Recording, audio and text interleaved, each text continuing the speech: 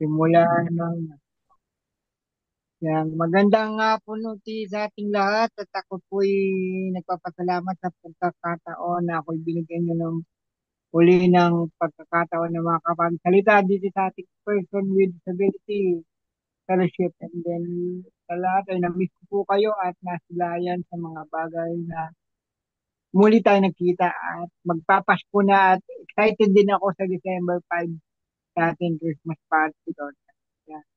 Ang topic natin for tonight ay ito po ang topic natin. And then magpupray mo muna po ako ha. Magpupray po muna ako. Lord, I pray Panginoon na sa pag-aaral ng iyong salita, salita namin Lord ang iyong kabutihan, ang iyong importansya, ng iyong pananalita Panginoon. Lord, sa pangalan po ni Jesus, Lord, may sa pamuhay po namin at mabigyan namin po ng kahalagaan. Kung ano Lord ka, importante Lord ang iyong salita. Sa pangalan ni Jesus, Amen. Yan. Amen. Ang topic natin for tonight ay ang gaano ba kahalaga at kaimportansya ang salita ng Diyos. Kayo, bigyan ko kayo, pagbibigay ko ng, mag-speak kayo ng bakit napakahalaga at napaka-significant ang salita ng Diyos sa ating buhay. Magbigay kayo ng comment dyan, or chat, or open mic. Yan. I need your participation para hindi tayo antokin. Okay. Yan. Bakit napakahalaga ng salita ng Diyos at napaka-significant na ang salita ng Diyos sa ating buhay.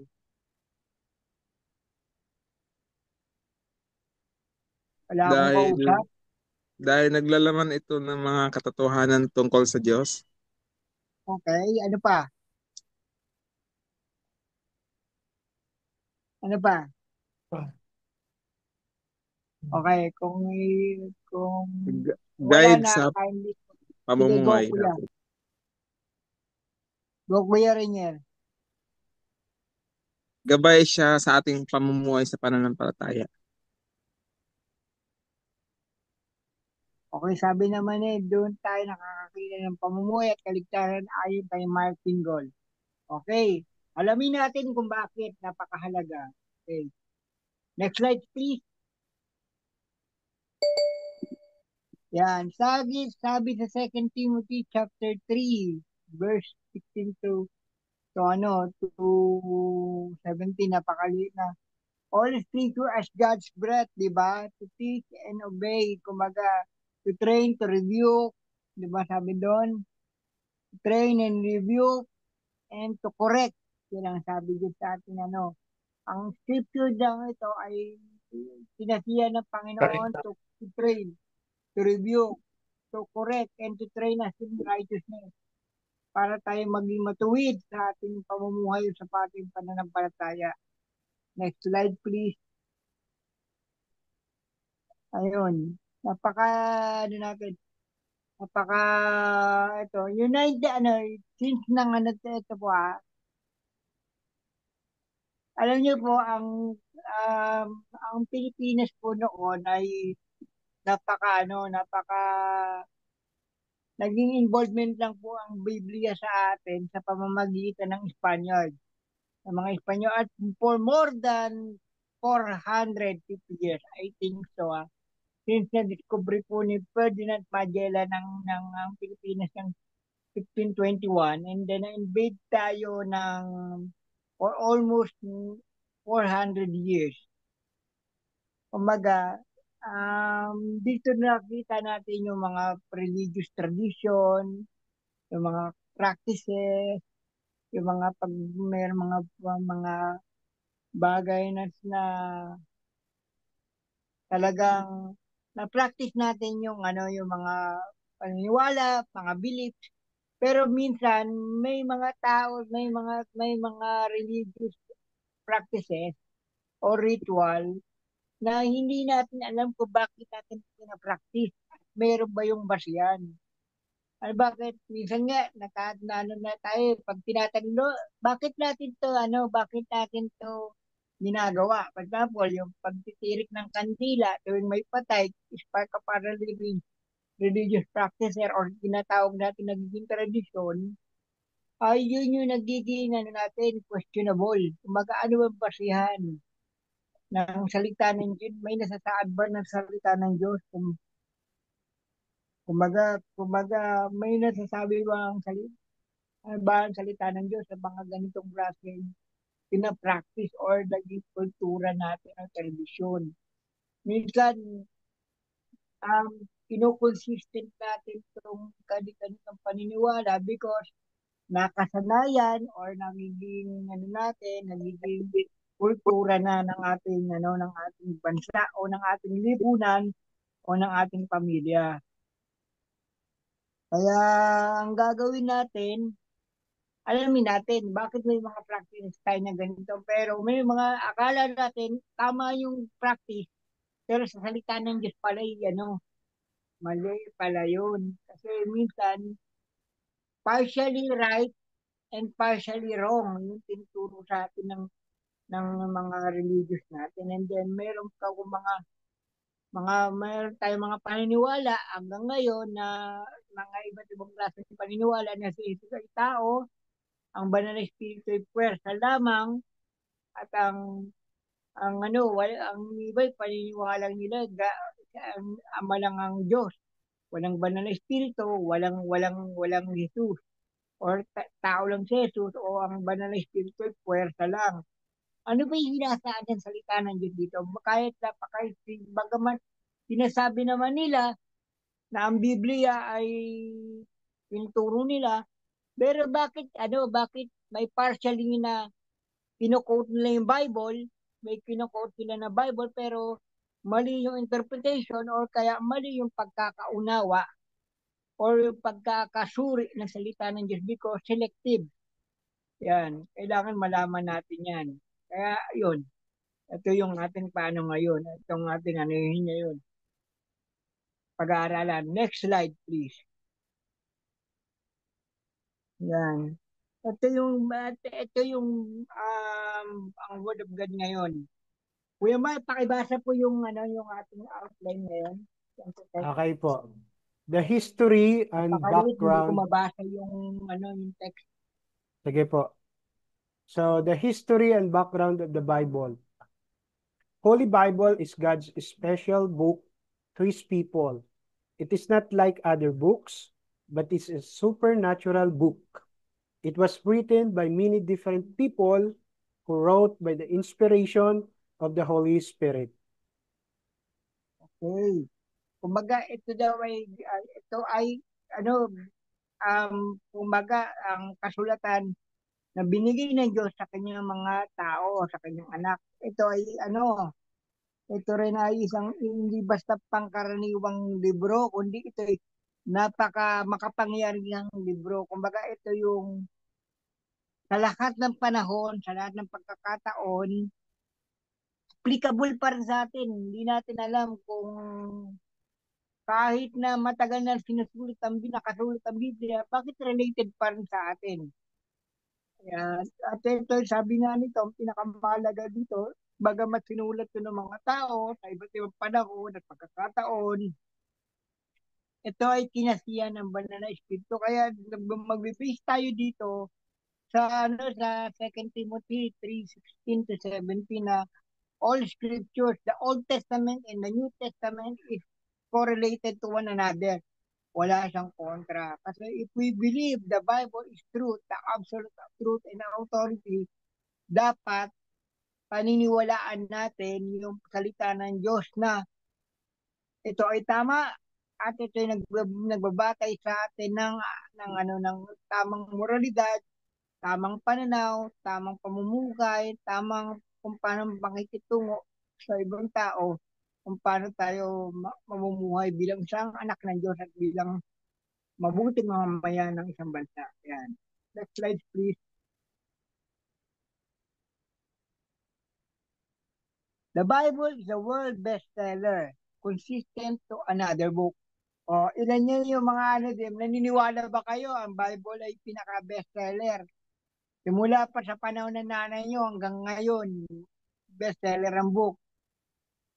Diba? Ang dami ng mga version ng Bible, marami ng mga language, marami ng mga dialect, iba't ibang kultura, iba't ibang nation. Kung ilan ang bating bansa ngayon, halos siguro karamihan meron ng Bible translation. Siguro ang gusto ko lang ngayon magkaroon ng visual Bible app na for sign language. Siguro wala pa yun. Siguro gusto ko yung pangarap ko yung sa disability community na merong audio Bible, medyo visual Bible na app na nagsa-sign language. Siguro. Yun. Siguro yun ang yun ang pinaka ultimate na gusto kong makita sa hinaharap. Yan. Yan. Ang Bible ay isang bestseller. Ako, marami na rin akong Bible. Iba-ibang version. Merong New King James, merong King James, tapos merong mga NLT, SB, ganyan. Ako po, pasimula po ako yung nagkaroon ng Biblia, hindi po ako naging content sa isang Bible. At marami po po mga Bible dito. Minsan nga po, pag marami kang gustong saliksikin, minsan yung hindi ka lang basta pipili ng basta Bible, kundi yung mayroong mga documentary, mayroong mga study, mayroong mga topic, para mas maintindihan mo pa yung background ng Bible na pinag-aaralan. Next slide, please.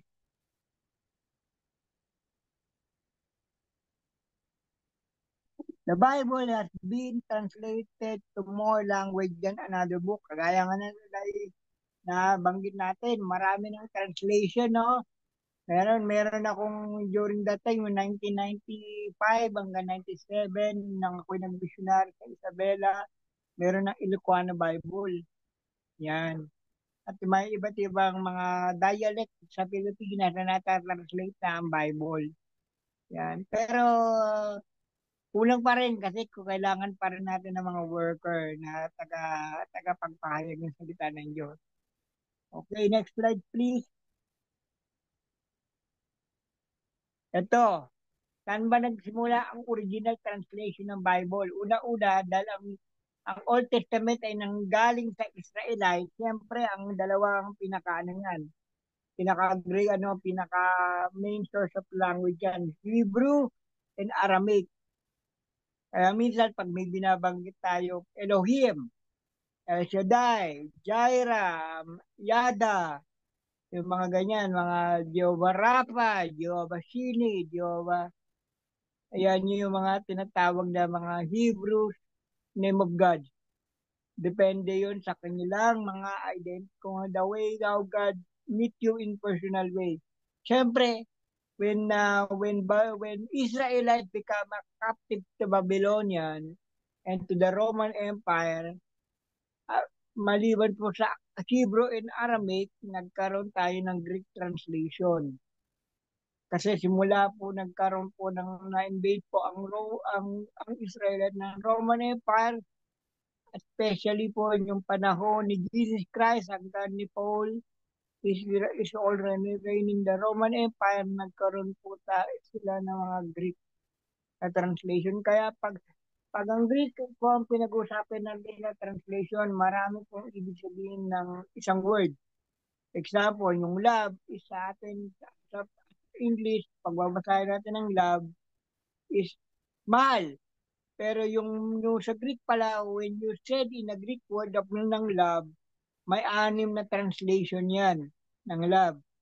Love is peleo, is means pagmamahal ng kapwa-tao sa opposite sex. Pagmamahal sa kapatid. Pagmamahal, yung tinatawag na agape. Agape love means unconditional love na ginawa ni Jesus. Yung peleo love, eros love. Pag sinabing eros naman, yung ito yung magkasintahan sa mag-asawa. Yan. Yan po ang pinakatatlong main language po ng Bible na nag-origin. Hebrew, Aramaic, saka Greek. Next slide please. The Bible is also the oldest book in the world. Okay, the ancient proportion of the Bible date back to 4,000 years ago. Yet, still most modern book in the world today. Remember, mas famous po sa Christian scholar yung Dead Sea Scroll eh. I don't know what the ang pinakalaman ng Dead Sea Scroll, but yun yung pinaka translation na Bible na na-discover. I don't know what the year and then the rest of the Bible itself. Kaya nga minsan nga po pag ako po'y nagbabasa ng salita ng Diyos, lalo na't medyo, minsan binabasa ko po yung yung introduction ng Bible, yung Matthew, sino yung author ng Matthew, kailan ito nasulat, paano ito nasulat, sino yung address, paano yung pinaka-main, ano yung pinaka-address ng book na ito, ano yung nilalaman ng mga book na ito, yan, kasi para mas maintindihan po natin. Napakahalagan po ng sinasabi kong ito because pag babasahin po natin ang salita ng Diyos, meron tayo kasi mga paniniwala na may encounter ng iba't ibang religion na ito lang yung portion na binabasa natin. Yan po, ito yung portion na binabasa nila na ito lang yung paniniwalaan nila na contradict sa isang passage ng salita ng Diyos. Example, naniniwala sila na si tao lang, hindi siya Diyos. Pero po, ang tanong doon, magbabanggit siya ng passage sa Bible. Pero yung the whole context ng passage na yon, hindi yun talaga ang original text yun. Kailangan basahin mo siya at the whole context for example, kung babasahin mo yung portion ng verses, minsan para mas maunawaan mo yung particular verses, basahin mo yung pinakaunang chapter ng book o ng buong, for example, binasa mo yung 1 Corinthians chapter 13, babasahin mo isang passage na ito, isang Bible verse na ito, pero para mas maintindihan mo yung whole context ng love chapter ng 1 Corinthians 13, babasahin mo talaga yung buong chapter ng book o minsan nga, babasahin mo yung entire book para mas maintindihan mo kung bakit kung may pagkasunod-sunod yung ano. For example, yung 1 Corinthians 11, dinidiscuss doon yung breaking of bread, tapos pinag-usapan din yung sa 1 Corinthians 12 yung spiritual gift, yung function ng diversity and diversity and variety ng body of Christ as a part of the human body related to spiritual gift and then yung chapter 13, sabi nga doon, pag wala ang pag-ibig ang isang tao, ngunit kahit marami siyang nagagawa, pag hindi niya to nag-motivate ng love, wala. Ibig sabihin, lahat ng ginagawa natin na spiritual, na gift, service, lahat kailangan motivated siya ng love ni Jesus Christ. Yan. Ibig sabihin, connected siya, may correlation siya to one another. Hindi yung i-disconnect mo yung passage nito for your own interpretation, for your own belief and standard. Kailangan mas maintindihan po natin ang Biblia ng ganun. Kasi kung hindi, mahirap. Kaya po kami mga nagtuturo dito, minsan po inaabot po kami ng weeks bago po kami makapagturo kasi pinagpe-pray pa po namin yan, nagre-research pa po kami ng mga topic at para maipaliwanag po sa inyo ng itaabot ng aming makakaya sa tulong ng Banal na Espiritu. Minsan may mga kapatiran tayo, minsan pag magagawa lang ng topical Bible study, tatlong version ng Bible, iba't ibang concordant, iba't ibang translation ang ginagamit para ma-deliver lang po yung salita ng Diyos sa inyo ng mas mainam na para po maipamuhay natin at maintindihan natin ang lubusan. Next slide, please. Yan. Ang Bible din, ang pinaka basic na sagot basic na sagot at tanong na napaka-importante natin sa buhay. For example, ito, yung mga tanong dito. Saan ba ako nang galing? Minsan, ang paniniwala ng Big Bang Theory ni Charles Darwin. Nagsimula tayo sa unggoy. Maniniwala ba kayo nagsimula kayo sa unggoy, nagmula kayo sa unggoy? O di nanay mo pala mukhang unggoy, bla bla bla.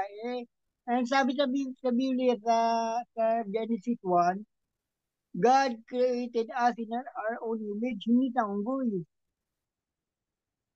Kaya huwag tayong maniniwala na paniniwala na ng turo na lahat tayo nagmula ng Big Bang Theory. And then through this kind of the Bible verse in the book of Genesis, hindi natin makita na merong creator, merong inventor ng mundo, kundi ang Diyos na nagmula ng lahat ng bagay at hindi nagmumula tayo sa unggoy. Kaya yun masasagot natin na ano ba dito? Meron pang tanong dito, bakit ako naririto? Bakit ba ako nag-exist? Kahit na marami kang pera, marami kang minsan yan, nagtatanong tayo, Lord, may silbi pa ba buhay ko? May kapansanan ako. Ayun. Pero minsan rin yung mga evil body nagtatanong din, why I am here, Lord? My my life is a very have a sense of purpose or living for. That is the reason why kailangan natin madiscover yung purpose natin bilang dito sa mundo, why we exist. And that is the reason why na maraming tao ang nagpapakamanay na kahit napakayaman, napakaganda, pag hindi nila alam ang layunin ng Panginoon sa buhay sila, hindi nila masasagot yan. And then, ito pa yung masasagot natin, yung mga ginatawag natin. Saan ako papunta pag namatay ako? Ayan, meron tayong kasagutan yan. Langit o impyerno. Wala pong purgatory. Wala pong hapap sa Panginoon. Whether gitna ka or whether ayaw wala sa Lord ang gitna. Kumbaga, ang sabi dito, ang gusto ng Lord, whether kaliwa ka or kanan. Whether ka, langit o impyerno. Walang gitna. Walang hapok. Walang lukewarm. Kaya yun, dito yung Biblia, yung mga tatlong basic na katanungan yan, lahat ng tao nagtatanong yan. Saan ako nang galing? Bakit ako naririto? At saan ako papunta? Yan yung mga basic na tanong na tanging Biblia lamang ang makakasagot. At sigurado naman ako, yung tatlong tanong na yan, natanong nyo na yun sa sarili nyo. For the rest of the kahit na minsan, nagtatanong pa rin tayo, kahit na Kristiyano na tayo, Lord, at may meaning pa ba ako para mabuhay? Minsan, nadidistrika-courage tayo Pero when we go back, kung paano tayo nilikha ng Diyos, kung paano tayo kanyang tinawag, saka natin na-realize kung paano tayo kamahal ng Panginoon, bakit kanyang tinawag. Next slide, please. Okay, ito yung dalawang parte ng Bible, the New Testament in the Bible. The Two Testament, the Old Testament, the main context ng Bible na to is the main content is to share God's love sa humanity para i-rescue tayo ng Panginoong Hesus. Doon pa man from Genesis when Adam and Eve was fall into the sins of disobedience, God demonstrates the rescue of the humanity by symbolism during the Old Testament from Genesis to Malachi.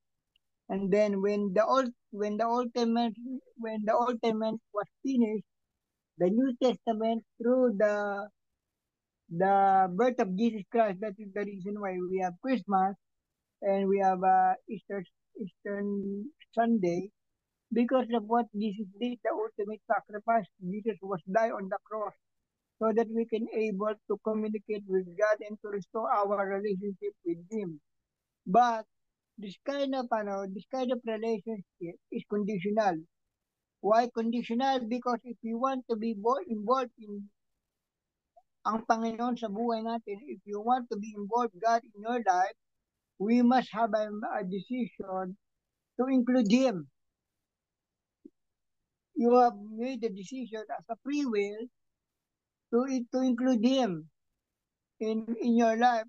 Kasi ang Diyos wala siyang magagawa kung hindi mo siya magiging involved sa buhay mo. Ito rin yung tandaan po natin na ang pinaka kinoconsider po natin ng Christianity na kinoconsider lang na we credit it the 39 books and 27 books.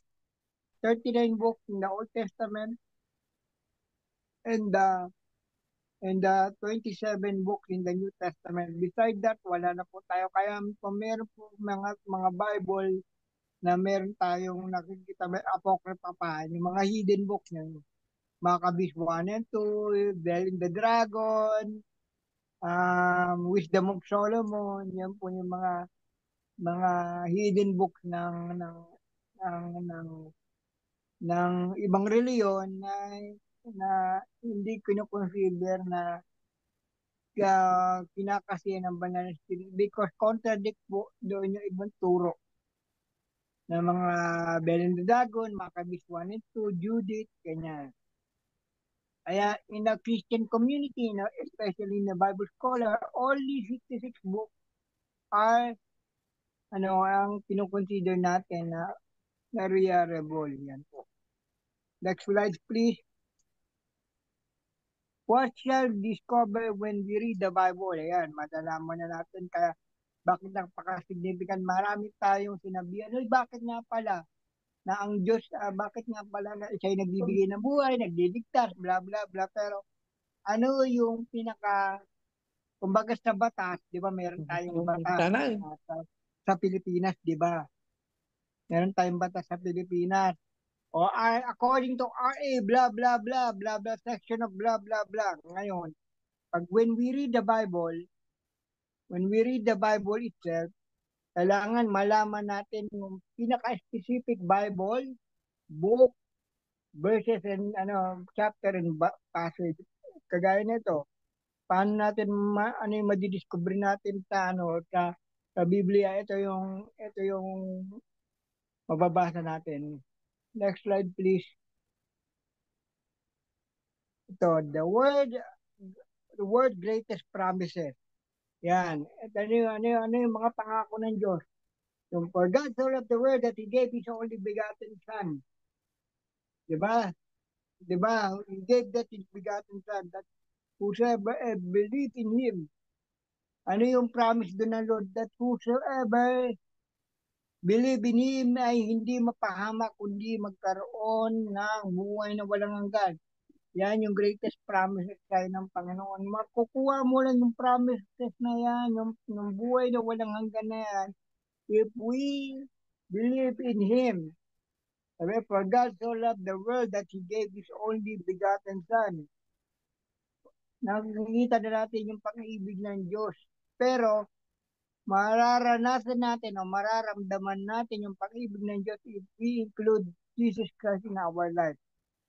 Yan. Number 2, the purpose of the Word of God is to, yung purpose niya is to correct. Yan. Ano yung purpose ng Lord dito is to correct. Kumbaga, tama ba to? Yung sinasabi ng salita ng Diyos, dapat, ito lang po ito po ang gusto kong uulitin sa inyo. Hindi po pwede na kontrahin ang salita ng Diyos, ang kapwa salita ng Diyos. If we believe that Jesus, the Word of God, is the full of authority, bakit ito, for example, bakit itong passage na ito yung tinuturo? Bakit itong sabi ng ito yung tinuturo? So, for example, bakit sa Bible, yung unang panahon hindi pwede kumain ng dugo o ng dugo? Bakit naman sabi sa Bible, everything naman pwede kainin basta may pasasalamat. Okay parehong passage ng Bible, pero magkaiba ng Bible verses, book, at ng author. Pero parang nasa book ng Bible. Ito yung natin para ma-analyze natin yung training in righteousness and rebuke.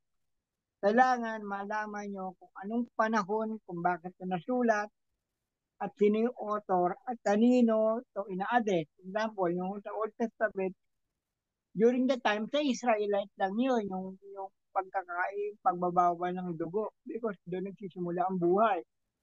Pero dito, sabi nga sa New Testament, because we are not Israelite, ano tayo, kumbaga, we are Gentile because when we believe Jesus Christ, we are saved through grace through Jesus Christ. Ibig sabihin, everything shall be eaten. Sabi nga rin sa Bible, everything is permissible but not all are beneficial.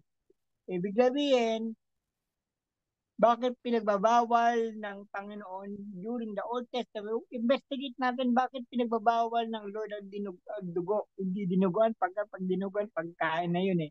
Yung dugo. Because ang dugo talaga, scientifically, marumi po. Scientifically, the blood of the animal is contaminated and hindi po siya malinis. Pero dahil may mga bagay na naging tradisyon na natin at hindi naman siya kumaga, kultura kasi yan, kasi maaaring sa iba tama, maaaring sa iba ay mali, pero depende, basta importante, ito lang po kung kayo po ay health conscious, ay advice, wag po kayong kumain ng mga ganyan, especially po mga internal organ. Brother, Para para wag po tayo magkaroon, lalo na po merong disability tayo. Yan. brother, Ito po, brother, meron po akong dadagdag. tapusin lang po natin kuya dito sa discussion kuya. Sige Para po. tuloy-tuloy po tayo. Okay na po. Tapusin po muna natin si Brother Don. Okay, good. Okay po ba? Consider na po na. Yun. And then, next slide please po tayo. The Word of God produce life. Ibig sabihin, when we hear the Word of God, nagbibigay siya ng ating buhay. Because when we read the Word of God, ito naman po yung sinasabi sa John 6, di ba? 6, di ba na ang salita ng Diyos ay buhay. When we hear the Word of God, na-edify tayo, na-encourage din tayo. Because the Word of God is spiritual, because we are spiritual that created by God. Simulan, di ba, when we read the book of Genesis, di ba? When we read the book of Genesis, hiningan ng Panginoon si Eva at Adan. Kasama po niya ang spirito doon. Hindi po lang po siya literal na hangin, kundi yung spirito yung spiritual breath, kasama po yan. When we read the Word of God, nagkakaroon tayo ng buhay. Nagkakaroon tayo na-encourage tayo, na-modify tayo, na-exhort tayo, na-encouragement tayo. Kaya the Word of God brings life, mag-gives life, produce life. Next slide, please.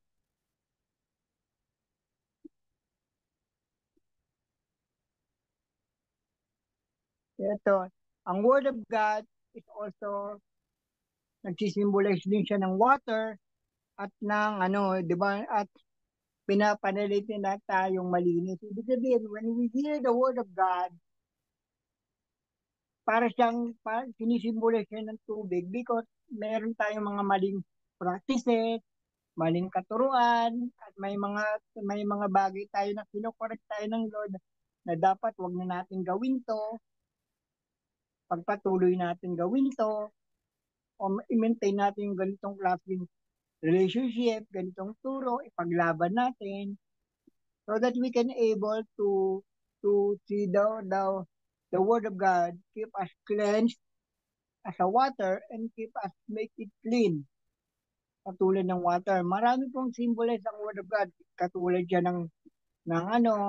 marami pong symbolize ang Word of God na makikita natin dito sa passage. Pero isa lang po ito. sa mga symbolize ng word of God katulad ng water. Next slide, please. The word of God is a light of our life. Di ba? When we accepted Jesus Christ, our Lord and Savior, saka natin na-realize, naliwanagan ako, naintindihan ko, mas naunawaan ko na pala because when the Lord, when we hear the word of God, whether unbeliever pa tayo or believer na, it always give us the enlightenment or medyo, kung ano, tama pala yung sinasabi ng salita ng Diyos, mali pala yung ginagawa ko. Or kaya, kumbaga yung mga bagay na ginagawa natin sa kadiliman, it will give us the light so that we can able to overcome the temptation, overcome the sin, overcome all ng mga bagay na nakakahinder sa word sa ating buhay. As a word of God, the symbolize of life, yan din po ay nakikita natin na nagbibigay natin ng daan. Kumbaga, self-explanatory na po yan yung ating na how the word of God give us light. Maaaring light, literally, light sa mind. Ayan po yan natin. Kumbaga, naliwanagan ako. Minsan yung mga term ni Kuya niya, naliwanagan ako. Minsan sa salita niya, naintindihan ko na, mas naunawaan ko na. Yan yung mga term natin sa Pilipino. Next slide, please. It gives us understanding in the dark world. For example, Lord, bakit ganito yung mga buhay natin? Especially in Psalm 72 na, for example, Lord, bakit yung mga puro tayo flood control, blah, blah, blah, ang sama na ng bayan natin, sama na ng puro kurakot, ganito, ganito, ganyan. Di ba? Marami tayong narinig. Bagamat, anong gagawin natin? Magre-rebelde ba kami sa aming gobyerno? Magre-revolusyon na ba kami? Pero minsan, ang the Lord give us understanding. Kaya nagkakaganito ang mundo because of the sin. Ngayon, bilang alam natin yung sanhi ng mundo yung paglala, aabinin natin na ang mundo ay lumalala. Pero dapat, bilang isang Kristiyano, dapat turing din tayo lumalaban sa paglala. Doon, ano ba yan? Makikibaka ba kami? Makikirally ba kami at ipapakulong yung mga ganito ganyan? Well, in a peaceful manner, in a peaceful way, tandaan natin, Diyos lamang ang makakasagot ng problema ng ating bansa. Especially in the book of Revelation, there is a new heaven and there is a new earth. At yung lumang mundo at kalangitan ay mawawala na at papalitan niya ng bagong langit. That is the ultimate promise ng Lord in the book of Revelation. Pero mas naiintindihan natin na talaga pag wala si Jesus sa buhay ng isang bansa, wala talagang solusyon. Ibig sabihin, para ma-prevent natin yung ganitong klaseng paglala ng sitwasyon ng ating bayan, panalangin natin ang ating bayan, ipanalangin natin ang ating mga leader, at kung ano man yung ipanalangin natin ng ating mga neighbor, gumawa tayo ng tama bilang nasa good citizen, bagamat may mga bagay na mas lamang ang kasamaan, di ba? Alam natin, maraming kasamaan, palala yung mundo. Naintindihan natin kasi, yan din ay part ng sign ng Lord na malapit na siyang dumating. Ibig sabihin, doble kayo din tayo, kaya nga dito sa abot ng ating makakaya, we are encouraged one another to be joined in the fellowship and also to invite to share the gospel sa ating abot na makakaya, kung ano yung ating kinabibilangan, kung ano yung ating nasasakupan bilang isang PWD community, di ba? Through the Word of God, we understand, hindi habang buhay, may kapansanan ako. Sa langit, kompleto ako. Sa langit, wala nang paghihirap. Sa langit, wala nang pagluluha. puro kasiyahan na. Pero yung paano mo makakamit yan kung wala involvement si Jesus sa buhay mo. Yun yung kondisyon. Kaya para mas maunawaan natin ang problema ng mundo, nalalaman natin yan sa salita ng Diyos. Kaya dito natin maintindihan na ang Panginoon talaga ay may control pa rin sa lahat ng bagay. Yan, di ba nga, sa kabila ng iba't ibang kadahilanan ng kapansanan natin, iba-ibang dahilan kung bakit tayo nagkaroon ng kapansanan. Pero, part yan ng broken world ng mundo natin because of sin. Pero hindi talaga dinais ng Diyos na tayo magkaroon ng ganyang klaseng kondisyon, kundi pinayagan lang ng Diyos yan because of the consequence ng kasalanan na nangyari sa atin. Pero despite of that,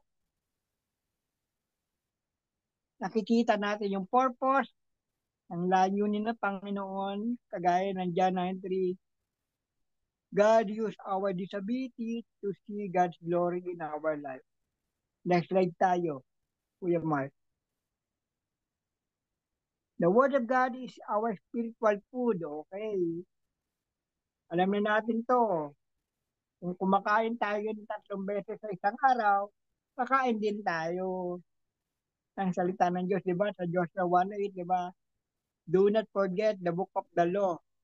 Meditate it day and night. Yan.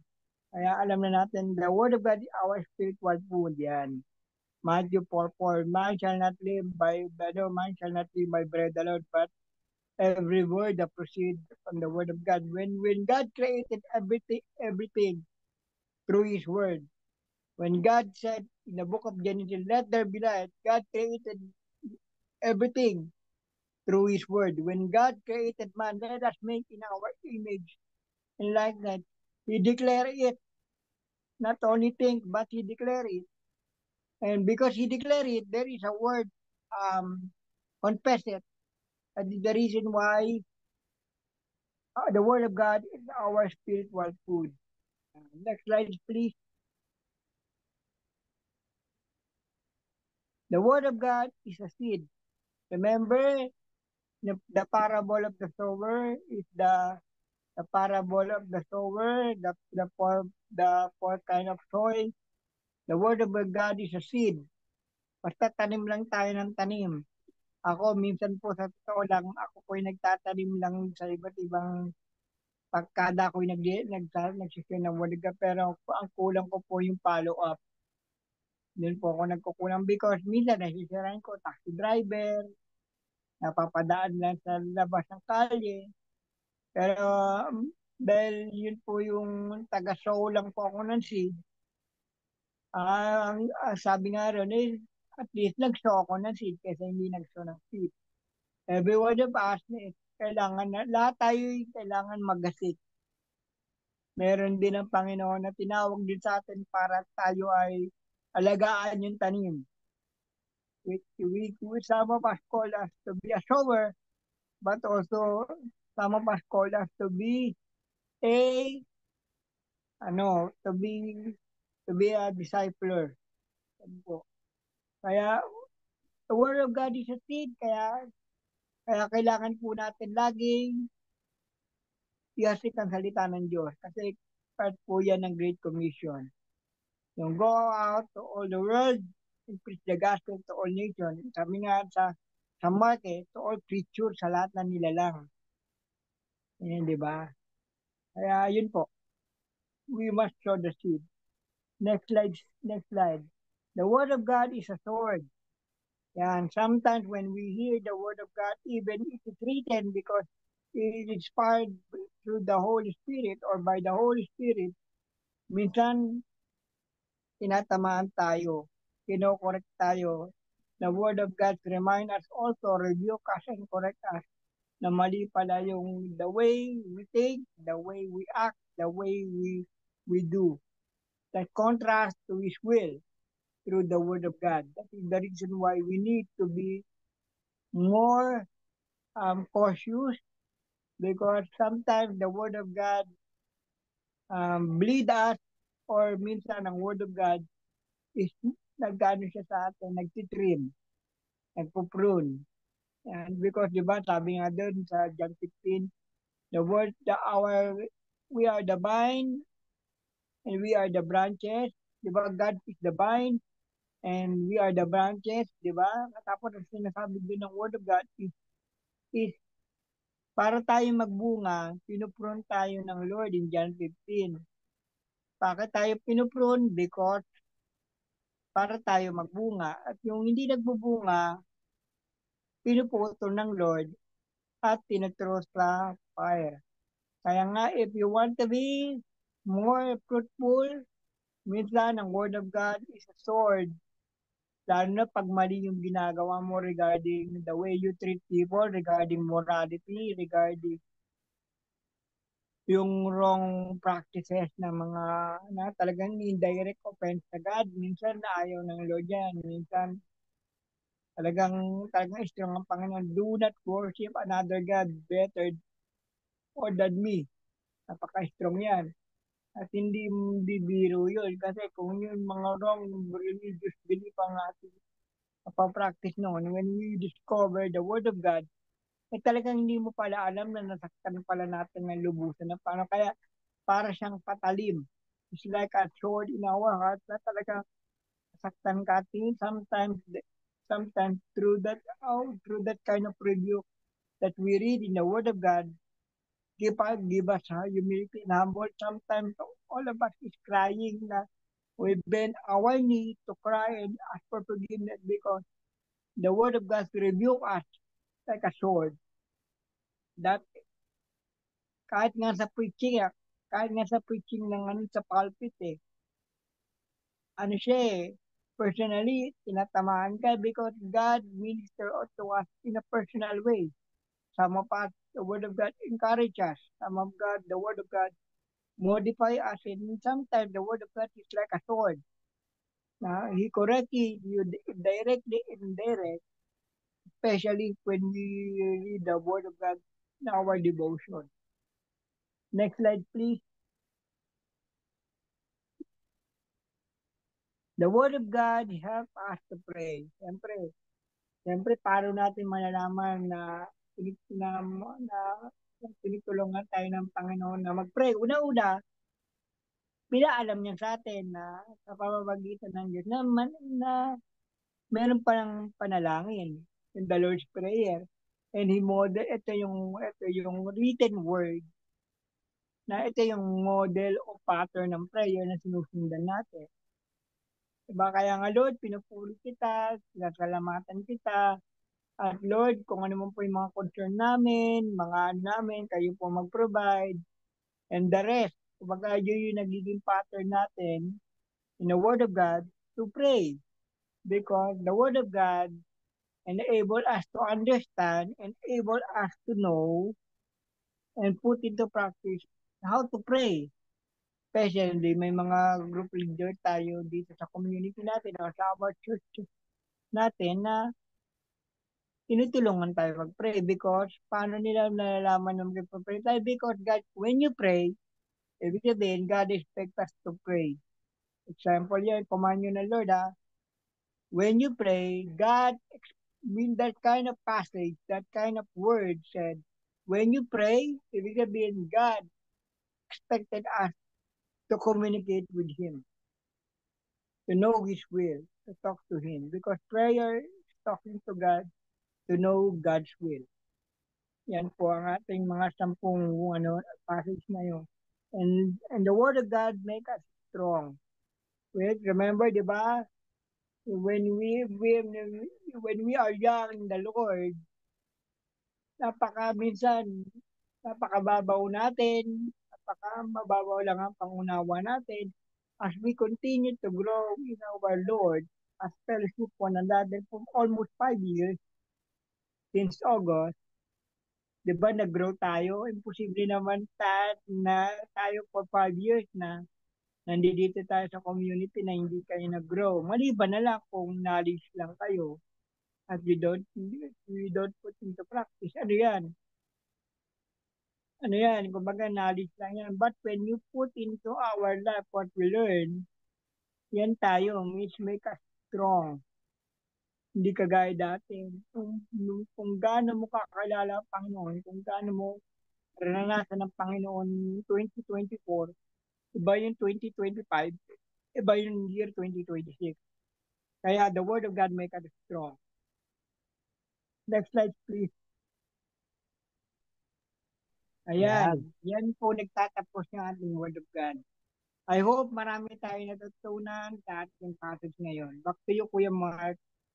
And close us in prayer, Kuya Mark. Sige po. Thank you so much, Kuya Don. So Lord, maraming salamat Panginoon sa inyong salita na aming narinig about the Bible, the significance and importance of the Bible, Panginoon. Dito po nalalaman namin ang lahat ng bagay, Panginoon, at itong mananatili, Panginoon, na maririnig ka namin, malalaman namin ang aming purpose, Lord. Malalaman namin kung ano yung gusto nyong gawin namin, Panginoon. Thank you so much, Lord. I pray for your wisdom sa aming breakout discussion, Panginoon, para po kami po ay ma-encourage sa bawat isa at ma-bless, Panginoon, sa testimony na inyong ginagawa sa bawat isa sa amin, Panginoon. Sa aming samot dalangin, sa pangalan ni Jesus, Amen and Amen. Alright, so ito po yung ating breakout discussion. So, Kuya Mike, wait lang po